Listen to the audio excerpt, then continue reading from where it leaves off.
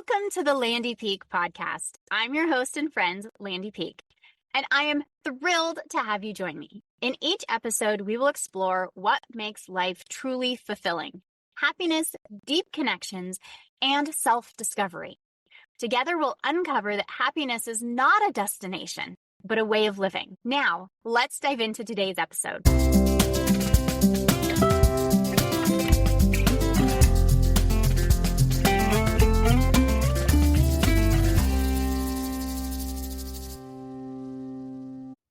Imagine being handed 7 different bosses, 7 different systems, and 7 different ways to do it right.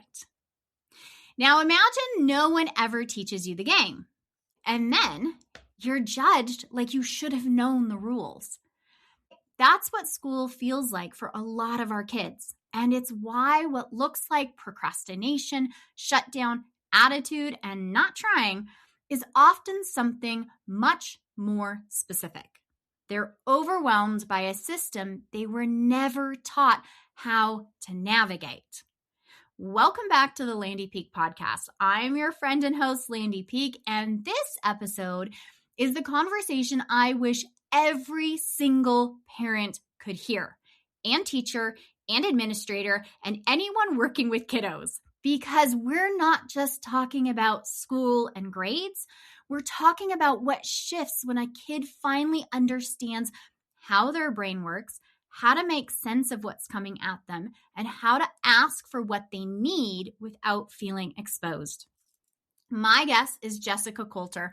She's the founder of Ace Cookie Tutoring, and she works with teens online, helping them build the internal framework that turns learning from a constant stress response into something they can actually handle and even feel confident about inside. I absolutely loved this conversation. It is a game changer if you are a parent, especially a parent with a kiddo struggling in school. So let's dive in. I want to welcome Jessyka Coulter to the Landy Peek podcast. Jessyka, welcome. Can you share a little bit about yourself? Oh, definitely. I love being here, Landy, because we had a good interview not too long ago for the kind of opposite direction. So this is so much fun. So for your mamas, your listeners who don't know, so I'm Jessyka Coulter, CEO and founder of Ace Cookie Tutoring. So I'm a study skills tutor for teens. So I teach teens online, either one-on-one, through group lessons, self-paced, how to learn. So taking them from, I don't like school, I don't want to do this homework, I don't want to do anything school learning related that I don't want to actually knowing how to learn so they can love to learn. So in a nutshell. And I love that. And it's incredible. And so just to kind of give you a plug, you interviewed me for your upcoming summit, Love to Learn. And so we'll have the links down in the show notes. That is happening February 9th through when's the end dates? So doors officially open February 9th. So that's when all of our listeners can sign up, and then they can start listening to interviews like yours on February 23rd. So February 23rd to March 9th is when all of the interviews will be available to listen in, and all those goodies will be able to be downloaded too. Yes. And though February 9th, it opens up to sign up. I am so excited about the summit, just in hearing about it and being part of it and knowing several of the speakers in it. I absolutely loved our interview with you, which spurred me to ask you to come on to the Landy Peek podcast, because as you and I talked, I'm like, oh my gosh, my kids need this. And it's the missing links that I wasn't really thinking about. Study skills are kind of your main focus. And Yes. and I shared my kiddos are in tutoring, that we're focusing on content. But as you're sharing about study skills, I'm like, oh, we're missing a huge part of education that isn't just the content focus. Can you talk about what study skills are so our listeners can kind of tune in and have that same aha moment that I had? Oh, definitely. So I think number one is just to say again that I'm a study skills tutor, because Landy, most people don't even know that exists. Like I've had so many mamas I've talked to, they're like, what is it that you really do? And like, is that really even a thing? And so our listeners probably have heard of executive functioning skills, like the EF coaches, sometimes a little more familiar. And there's a whole lot of connections. Like there's a whole lot of overlap between executive functioning and study skills. But what I do is I teach 12 of them, and I've created my nerdy method. So, I don't know how many of our listeners are nerds, but I love to learn for the sake of learning, because My mom is an educator, so many of my family members are, so I think it was a kind of going to happen, and then me deciding I wanted to be valedictorian in fourth grade, which is ridiculous, but at the same time, a guy did everything, and that's probably why I own a tutoring business. But essentially, I think, Landy, what you're asking for is just the fact that kids don't know how to learn. Like there's a simple fact of the matter, we're able to learn, right? Like we all walk and talk, and those are things we were born knowing how to do. And yet we get to a point, usually right around middle school, when we plateau. And sometimes that's not until like senior year of high school. Sometimes it's not even until college or even adulthood. But eventually we all hit that wall. Like suddenly we just don't get it anymore. And when we don't have those study skills, we don't know how to learn because studying is a process of learning. That's when we run into a lot of problems of, okay, this teacher doesn't make any sense. I don't know how to do this homework problem. Like, even if our homeschoolers, it's like that curriculum is designed for one type of learner. And that's why, okay, with study skills, we're able to personalize our learning, figure out how we learn. And then suddenly, yeah, the content's not a problem because, okay, yeah, that's not how I want to learn it. Well, now if I have the skills to learn it the way I want to, well, then I'll just modify it, I'll adapt it, and it makes sense no matter the class, no matter the teacher, no matter the curriculum. And that is huge because Mm. you're right. Like, we are creative beings. And as kids, we're able to explore and it's hands on material and we learn a lot and absorb. And then we hit this spot, and my daughter in fifth grade is hitting the spot Yes. where it's the information is coming in different ways than our brain wants. And Hmm. I love how you highlight that we're learning how we learn, and Yes. then we can modify and set it up so that we can take that information that's coming in a way that doesn't make sense, that is from a book that you can't like touch and manipulate, and turn it into something that you can learn, absorb, and then reuse. And Hmm. that's huge because it takes a lot of that frustration away.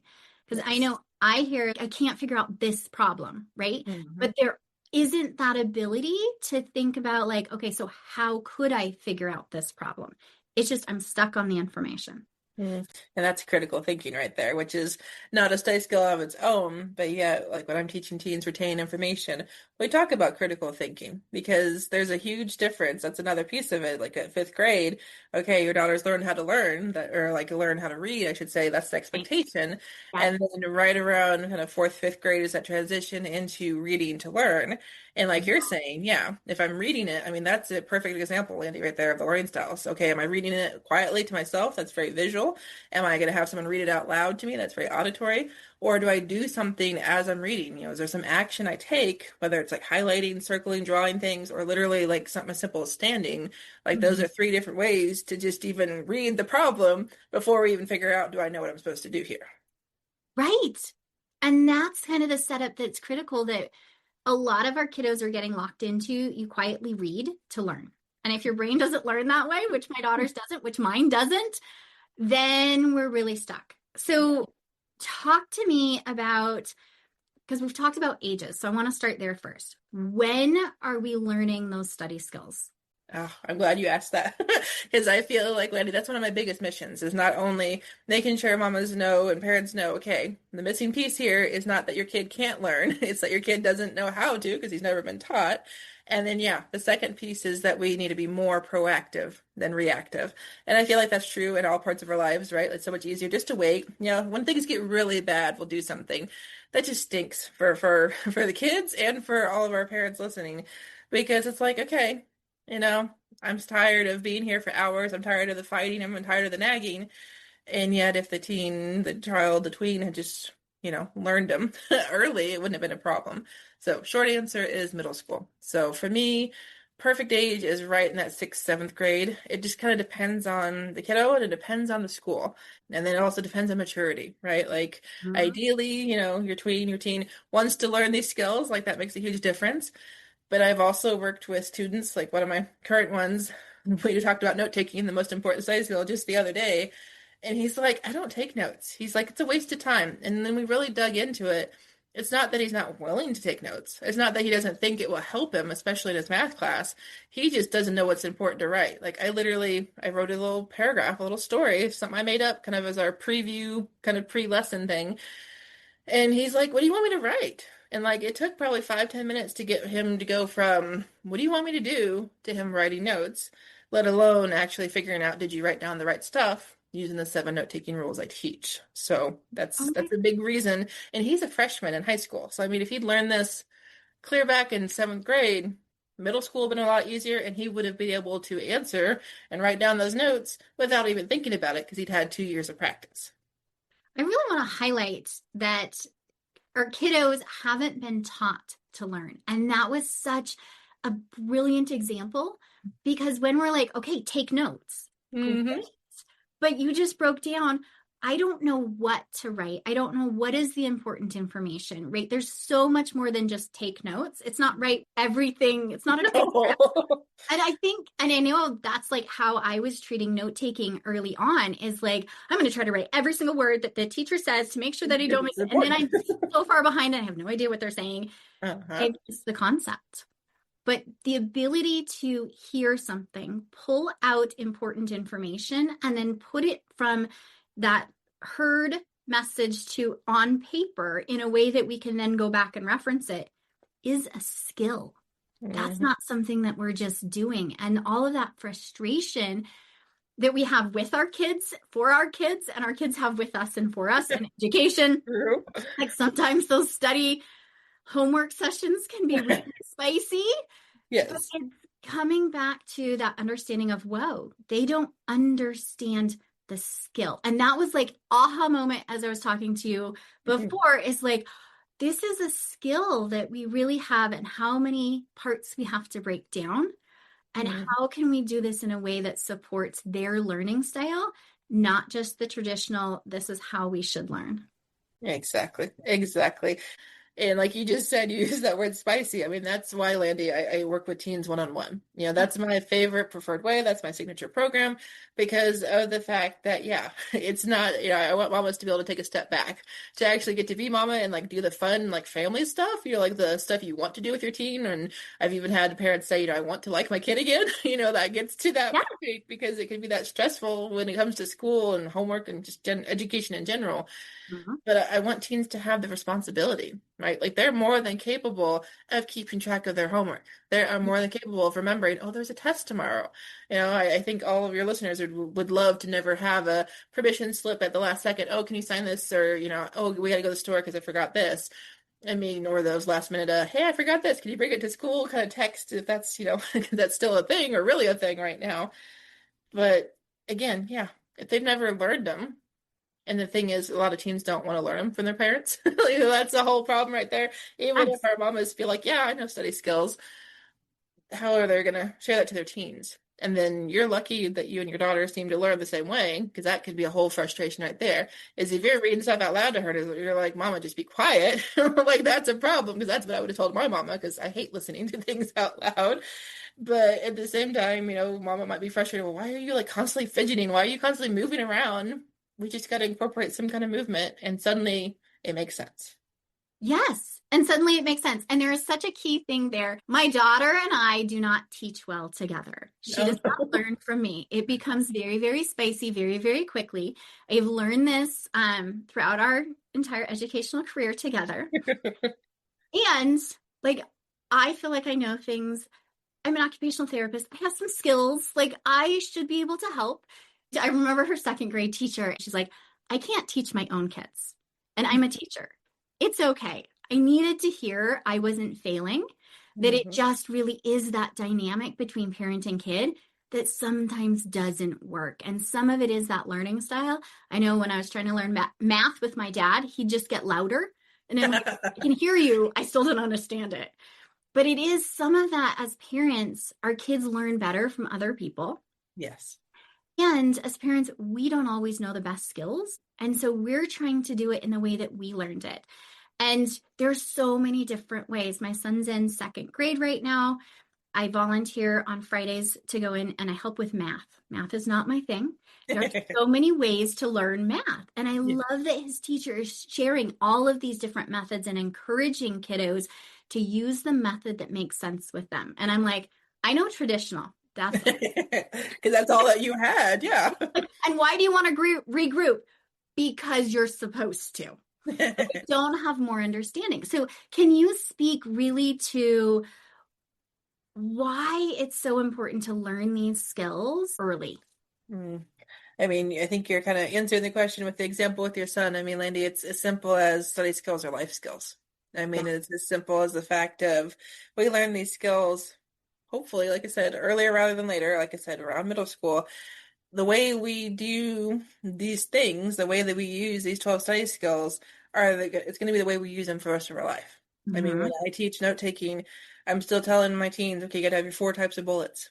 And I tell them, okay, the bullets that I used when I was your age are Uh-huh. still the bullets I use now as an adult. And the question just becomes, okay, how do they change? Or how does the circumstance or the situation require you to tweak your method of using that study skill? Because, I mean, note taking, okay, yeah, like in a meeting like this, yeah, I would still be taking notes just the same way. I mean, no matter if I'm in a class or not, but like a grocery list, like that's a note right there. Writing in your planner on your calendar, that's technically a note. I mean, Mm-hmm. managing our time is one of the study skills, so that's a big one. A lot of tweens and teens struggle with. But technology evolves, right? We might be using our Google Calendar or all these apps nowadays instead of the school provided planner. But still, you're having to remember, is it at 3 o'clock I'm doing this, or is it, tomorrow at 7 a.m.? Like very simple stuff like that is the reason why we've got to learn these skills because of the fact that we need them forever. And there's also the simple fact of, you know, how much easier a thing is going to be if we know them versus not. And Right? then there's the whole mindset side of things, right? Like so many of our listeners probably, Landy, are thinking, you know, I'm really worried about my kid thinking, he's not smart. I've heard so many times teens tell me that, I'm a Dumbo. Like that was one of my current teens' words. And we talked about the power of his mindset. Because literally any type of testing, quiz, anything like that, that score starts in your mind. If you walk into a situation, even a presentation like at work, like into a boardroom, even like a client meeting, it's like, okay, they're not going to buy. They probably aren't going to buy because that was what is in your head. But if we start that in school with, okay, I can get whatever grade I want because I know I'm capable of it, that's going to translate into every other opportunity. Oh my gosh, that is so powerful. And shifting it from study skills to life skills. Hmm. Because there's a lot of like, oh, this is really Yes. important. This isn't just get through school. This is, as you talk about how we're going to transfer these skills from, yes, school settings, but to grocery lists, to calendars, to things that we need to do throughout our life. And many of us have had partners that struggle with some of those executive functioning Yes. study skills, life skills in the planning. And then we get frustrated. So we can set up our kids and their future partners to really be able to have that success in quotes, whatever that means to you, so that you're feeling good about functioning. And you're right, in that mindset comes in, because if you go in, I'm going to fail, you're probably going to fail. But if Hmm. you go in open to, I can do well, I can do the best that I can, that shifts everything. Can you share about your nerdy method? I want teens to be nerds, right? Like I want them to know it's okay to be smart. It is more than okay to feel like you know what's going on and to feel capable of learning whatever it is you want to learn. Because that's the whole thing, Landy, like a whole conversation right there of, well, what if my kid's not interested in something? Your kid is definitely interested in learning. The question just is it what he's supposed to be learning? And if it's not, okay, how do we tie that interest into the learning style, into the study skill, into whatever is supposed to be learned? Because it's more than doable with some effort. I do want to really highlight that when you're teaching study skills, it's not just sitting down on a computer. No, You gosh. were telling me all of it, and I would love if you can share, because I think that highlights some of the times they're not interested in learning the material, but we're not necessarily giving them what they want or what they need, not just what they want, but what they need in like movement, in shifting places and spaces. And I like the story that pops out in my head is you with the kid on the basketball court and the computer beside him. But talk about that, in that we're meeting the kids where they are so that they can really flourish and not putting them in a box where we want them to be. Hmm. I feel like that's a tall order there, Landy. So I think to answer your question, I'll quickly go through the 12. So nerdy, it stands for notate, energy. Well, I went notate, energize, and then the R retain, D for define, and then I Mhm. did the Y as a yay, and I kind of can do that as a one big yay for both mama and teen. I could also Uh-huh. give as a yay for both. So Right. that's what nerdy stands for. And then the 12, and part of the nerdy method is not only what the skills are, and like you're saying, how they're taught, but Mhm. also very, very big part of it, and why I really kind of jumped on board for what I still feel is a little gimmicky, Uh-huh. is the order of them. Because I Mhm. always start with note taking. Because without note taking, the rest of these skills they can't happen. And I'll live on that hill, die on that hill, because it's the most important study skill. It just is. And from there we go into annotating, and then we go into creating the perfect study session, retaining information, then organization, then time management. We have to have those routines in place before we even worry about schedules. So that's the whole thing. And then after time management, it's goal setting, then motivation. Because if we don't have a goal, we're not going to be motivated. And Right. that's kind of like the transition from more of the tactical, the hands-on skills into Mhm. more of the mindset kind of stuff. Because we have to pretty much kind of convince our teens, right? Like, do this, you'll see a difference, it'll make it easier, you'll enjoy classes more. And as soon as we kind of get that buy-in, that's Yeah. where we move into, okay, do you really believe that you're capable of doing what you and I know you're capable of, but do you believe it? And so after motivation, goal setting, then we go into the soft skills. And then we Mhm. go into confidence, self-advocacy, and grit and resilience. So those are the 12. And then I also cover test taking strategies and test taking anxiety because of the fact, okay, we've got to learn the material with Yeah. the study skills. And then the test taking stuff, okay, we have to prove that we know what we know we know. So that's why we have to have both pieces. Oh my gosh. And I love how in those 12 steps, you really are hitting the whole gamut I try between to. like, the note taking to also the confidence and self advocacy. Those are And new because parents are asking for them. They were kind of coming up in other lessons, and then Mhm. it's like, we really need to just dive into this because to me it seemed obvious. Like, you have a question, raise your hand in class. After having so many conversations with teens, it's like, oh, so some people don't think they can. They don't think they should. They don't know. They don't feel comfortable to, and so that led into a whole bunch of, okay, what do you ask for? How do you ask for it? So. Yes. And that's a big, like the self advocacy is a big buzzword in our school. And one of the things I keep coming back to in conversations with our educators are this is a skill. This Yes. is something that we just know how to do, and we have to be able to break that down. And so you just did. Is it okay for me to raise my hand and share something? We have the social because we have middle school, high school. We're super into social right now and how that peer perception. Yes. Do I just want to publicly out myself of not knowing something where maybe my inner identity is of somebody that is a nerd, that I'm smart? I'm the one that gets the straight A's on everything. If I don't know it, what does that mean? Right? Am I going to get snickered at or made fun of? Is it just not cool? All of the different things that come into raising your hand and asking a question, right? And it's also, what do I ask? How do I ask it? Breaking down that material. If I say it one way and they don't understand it, Yes. how do I rephrase it so they're answering the question that I want? Because that's a language skill to be able to ask a question in a way that somebody else is answering it that fits Oh, your needs. I love it. That's literally the last bullet on the last slide in self-advocacy is if you don't get the help you need, ask yourself, do they understand what you're asking? Yeah. 100%. Because you can say it and you can get frustrated because, okay, I've asked for help, I've done what I'm supposed to, and they're still not helping me. Well, it's maybe that they're not helping you. Maybe they don't know how to help you because, like you said, that language is that communication piece is missing, which is why I teach soft skills, which includes communication, before we get to self-advocacy. Yes. Which is like, there's so many pieces, like on the big scale of learning that Hmm. you've broken down into. It takes 12 components that you're talking about to be able to learn.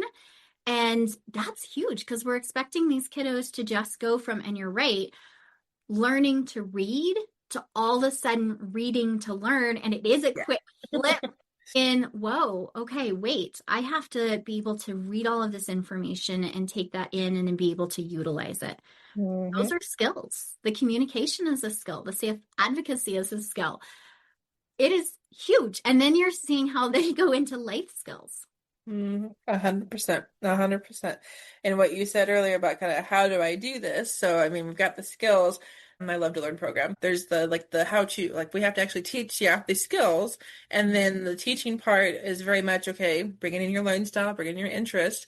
And then I love it with teens. We have lessons where we just practice the skills. So like they send me their notes. We look at their syllabi. We actually create study plans if they have an upcoming test. We actually figure out, okay, what routines are you currently using? And then we write affirmations for confidence, for self-advocacy. I found this really amazing list of situations because I feel like in the education space, I have to play that fine line of what do I feel like teens need to know and what I feel like is a parent's responsibility. I don't want them to end up at a party and so they don't know what am I supposed to do? How do I get out of the situation? What am I okay with? But it's still connected to confidence and self-advocacy right there.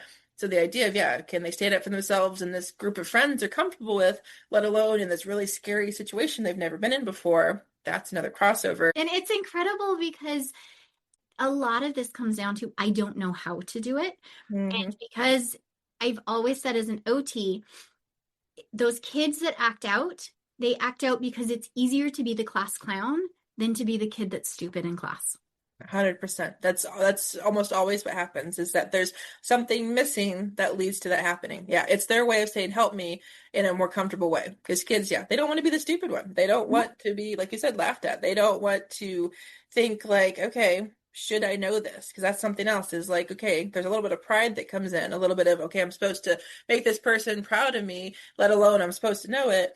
And then, like you said, the identity piece. You're going to make me think, Landy, about do you have to get certain grades to be a nerd? Because I've never considered that. To me, it's always just been you love to learn for the sake of learning.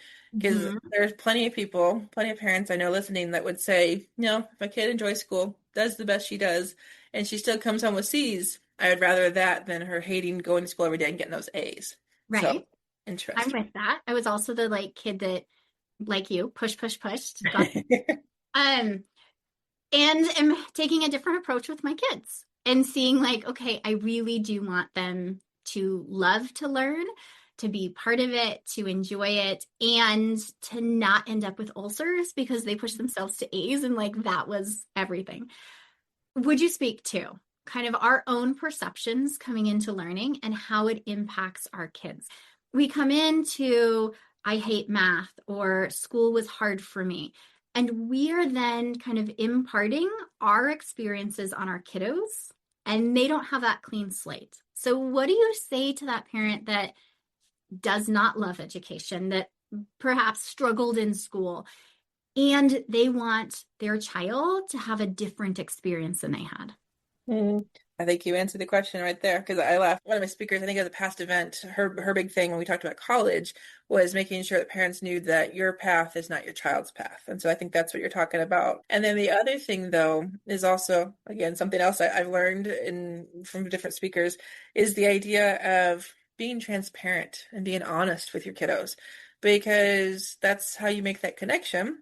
And there's also okay, it's not just me going through it. It's not like there's something wrong with your child for going through something that you also went through, as long as your child knows you went through it.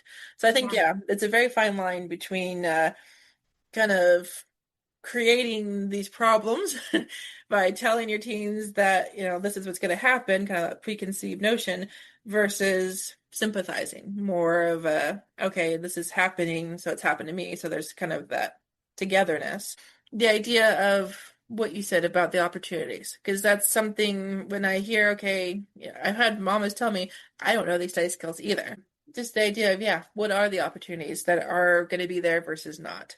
Because I've had more than one mama. I mean, I don't sometimes get to teach these study skills till kiddos are literally in senior year of high school. That's why the program's now actually, as of 2026, it's a 12-month program because I get amazing results with 7 months, but I know even better results will happen if we build in more practice, more implementation time. I love how you highlighted that this is we could cram in the skills.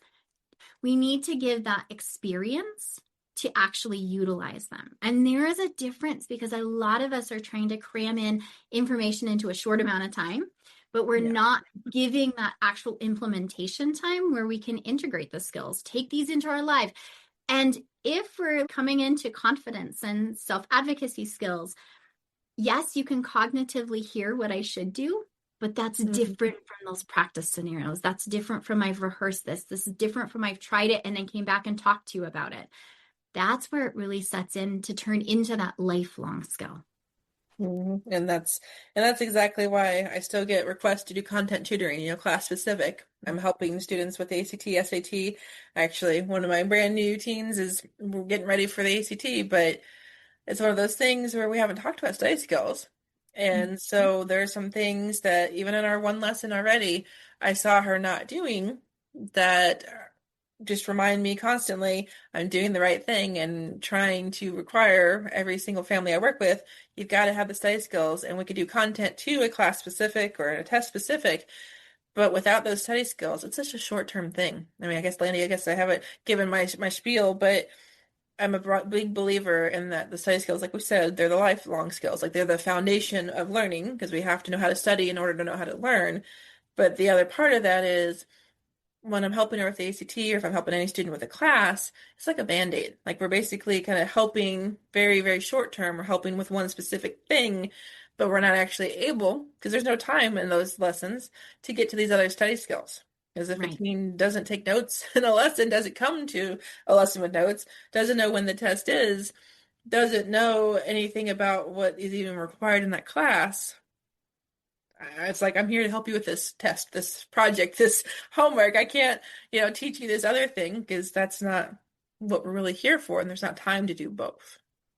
Yes, that is so huge because tutoring in the traditional sense that I thought about it, that I've experienced it, is okay, I cannot get geometry for the life of me.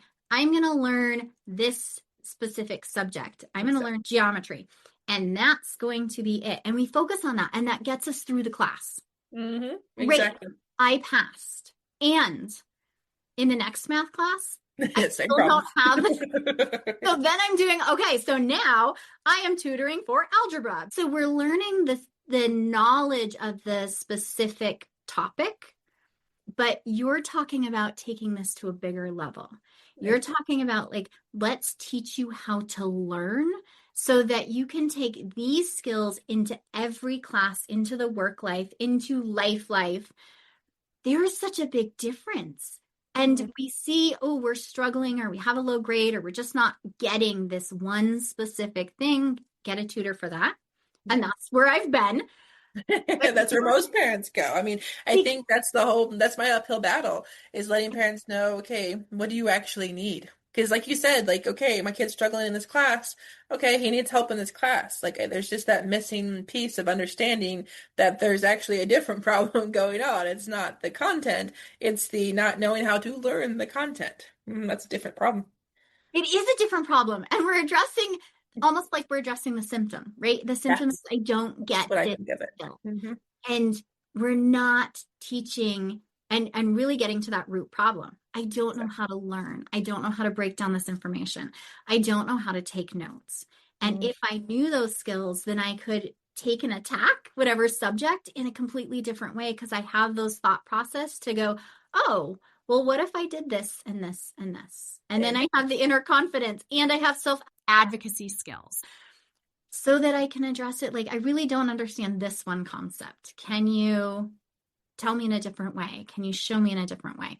Those are all skills that we take for granted, I think, for a lot of adults and don't realize that we need to teach them with kids and how big of impact. It's like giving somebody the fish or teaching somebody to fish.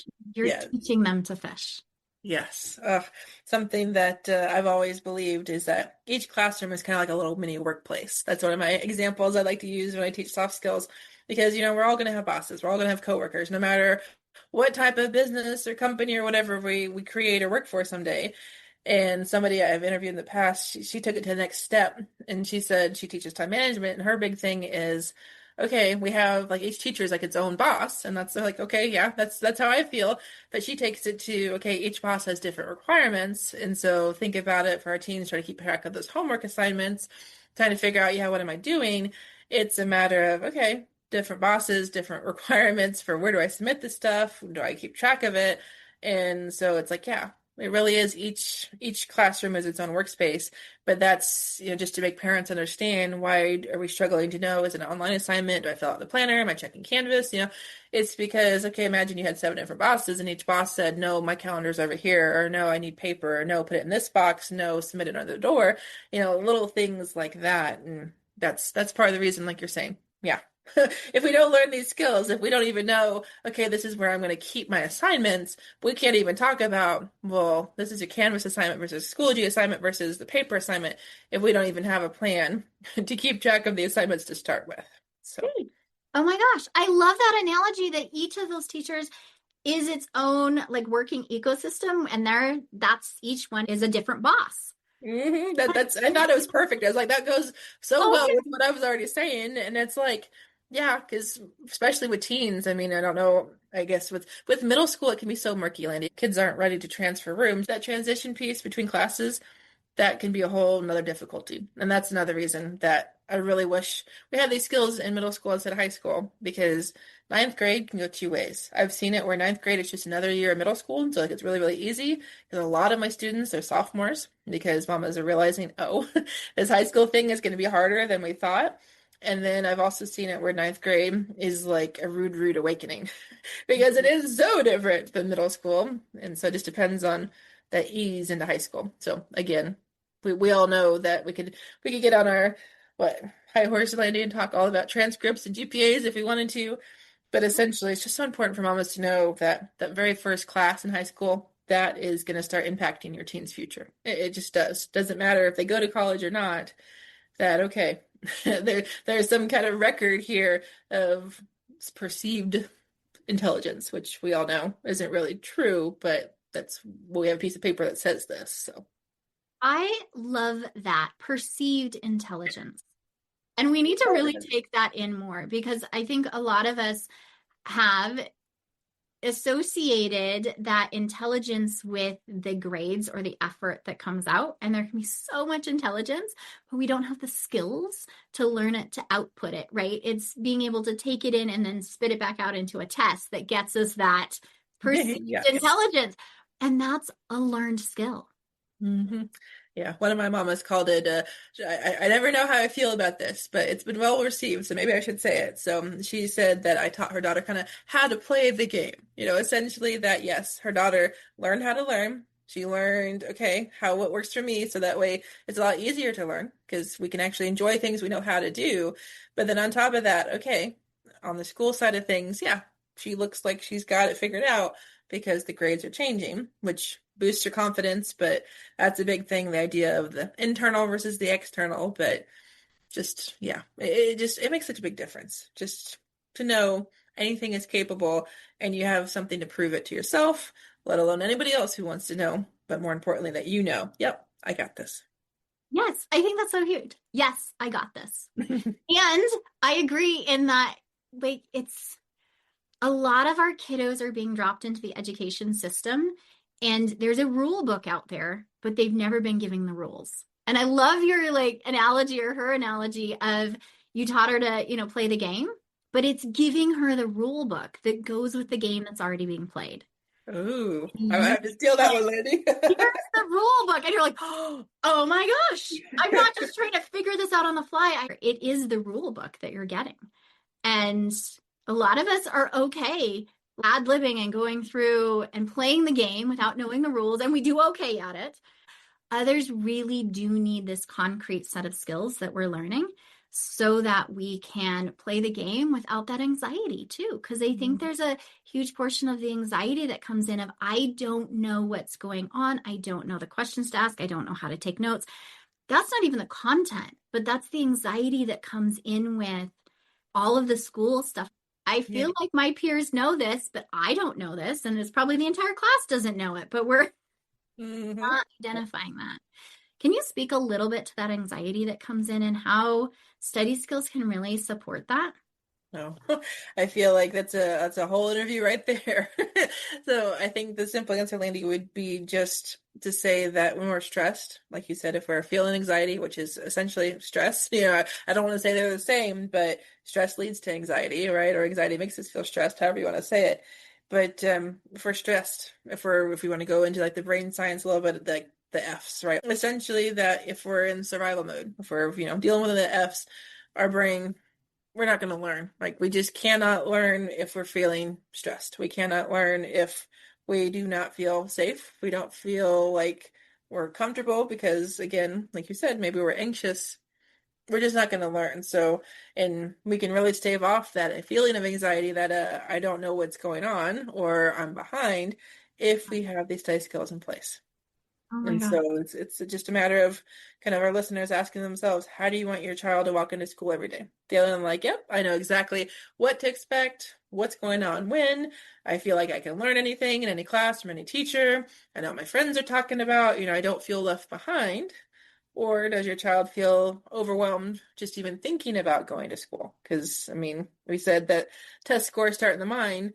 I would say how that school day goes every day, or even just how any day goes, if there's school or not, starts from the minute you wake up. I mean, it's a conscious decision of how you want that day to go. And are you willing to make it happen? Because, Landy, it's so easy to be negative. I mean, our brains are literally wired for survival to think of the bad things. And so it's a lot of work. I can't say I'm always a very positive person, and I've learned just from all these interviews I've got to do with you and other people that, okay, my mind is actually something I get to control. I mean, this isn't really my lane, but I've learned and I try to do my best to tell teens about the thoughts leading to feelings, which leads to actions, which leads to results. I've just seen how powerful that is for my own life. And I think about, okay, yeah, I can definitely think about what I was thinking about in school in certain situations and knowing, oh, so that's what led to this. And then I'm so proud of certain things. And then sometimes I'm like, oh, if I would have just realized that mindset would have made such a difference.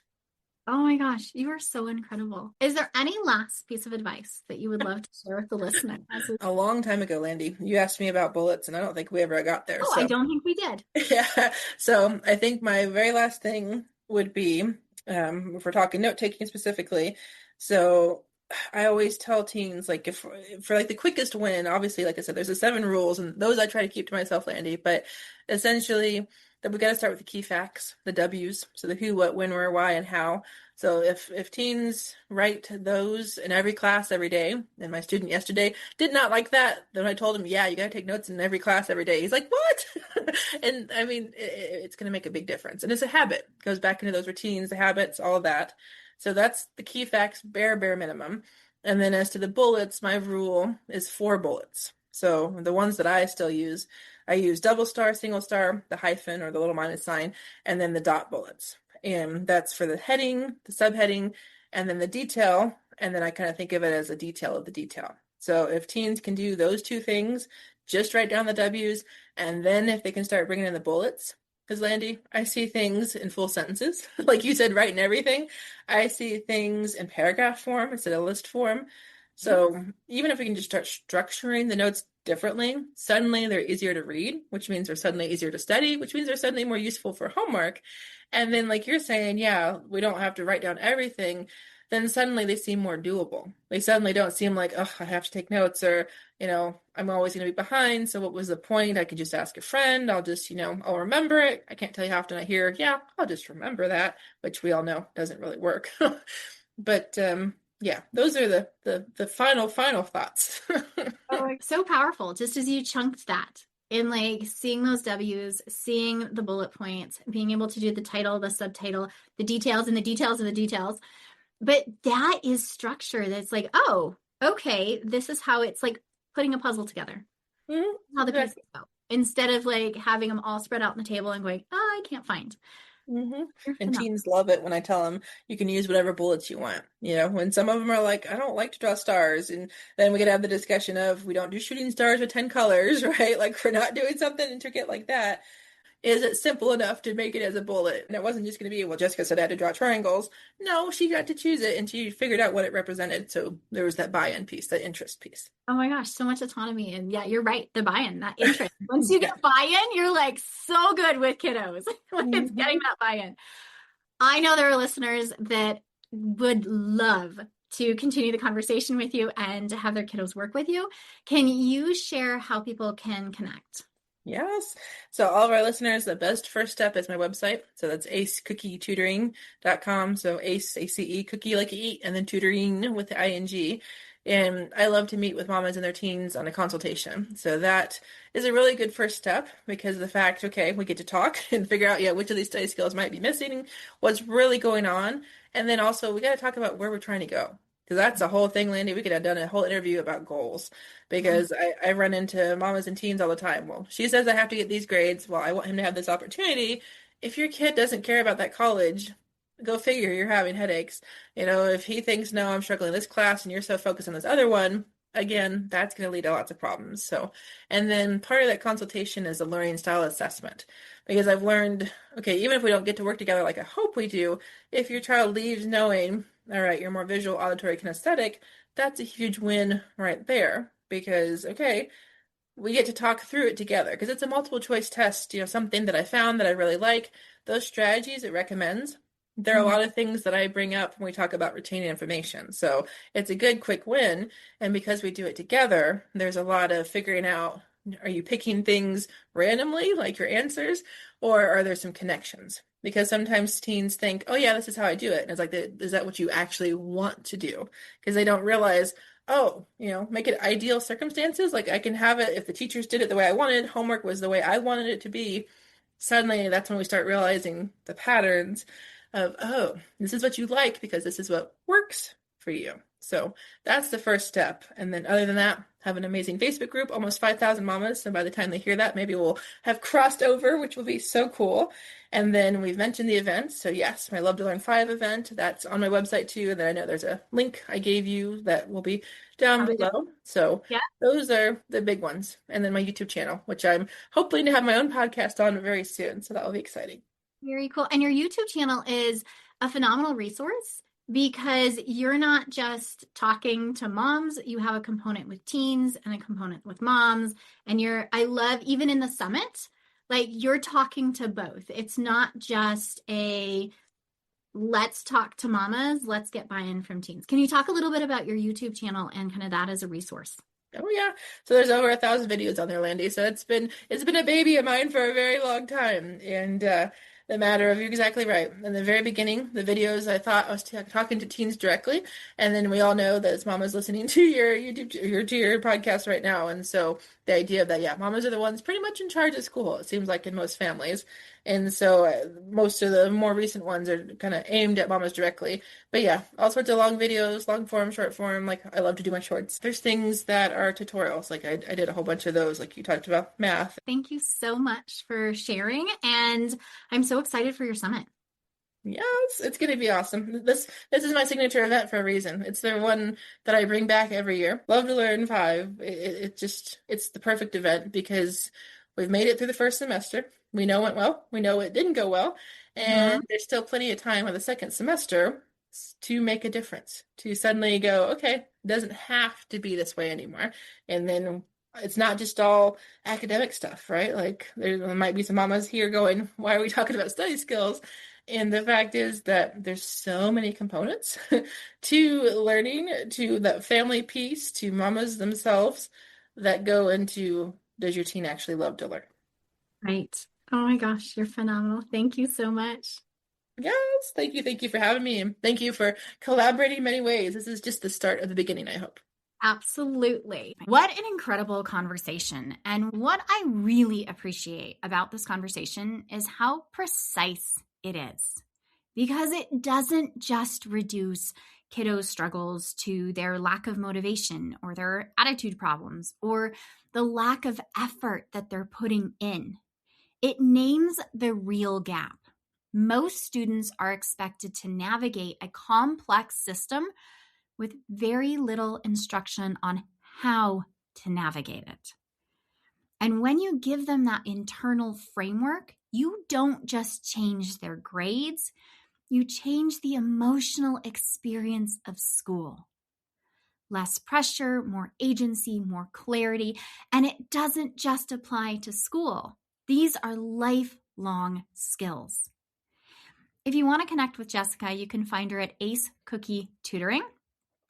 And if you'd love to join her Love to Learn Summit, registration opens on February 9th with the interviews available February 23rd through March 9th. Now, the summit is not just focusing on tutoring, but also features conversations like the one with me where I'm talking about your stress response and how to support your kids and yourself when stress feels really high. Speaking of that, if this episode is hitting really close to home because school stress has been taking over your household, I would love to invite you to join me in my brand new program, Stress Rewritten. It is a private audio experience, which means you can listen to it anytime you have a moment. It is built for real life, where I teach you nervous system hacks that your body already knows, but now you can consciously use them to help you with stress in the moment.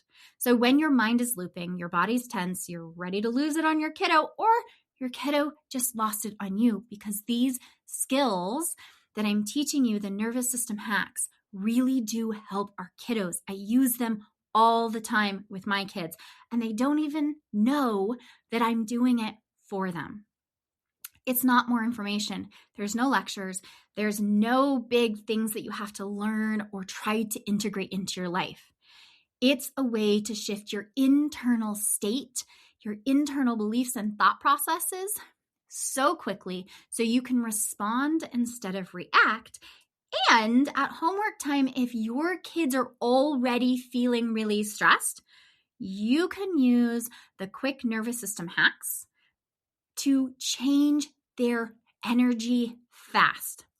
Literally within 2 to 3 minutes, you can go from yelling and screaming to calm and talking again. And in the moments that you feel yourself ready to snap, you can support yourself too.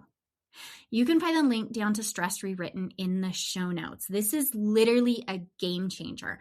This program was requested by one of my private clients because she has found that subconscious audios literally changed her life. And she's like, I want them all in one easy way that I can access them without having to flip through all of the stuff that we've done over the years. So I brought them all together, easy for her to access and easy for you to access too. I want to thank you for showing up, for doing something incredible for you, and not only you, but your kiddos with this episode. You are changing the world just by being you. I'm so grateful you're in my life. I am truly honored that you are here.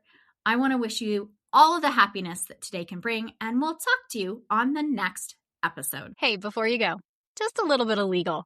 This podcast is designed for educational purposes only. It is not to replace any expert advice from your doctors, therapists, coaches, or any other professional that you would work with.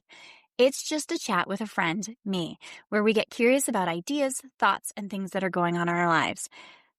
And as we're talking about friends, if you know someone who would benefit from the conversation today, please share, because I think the more that we open up these conversations, the more benefit we all get. So until next time, give yourself a big hug from me and stay curious, because that's the fun in this world.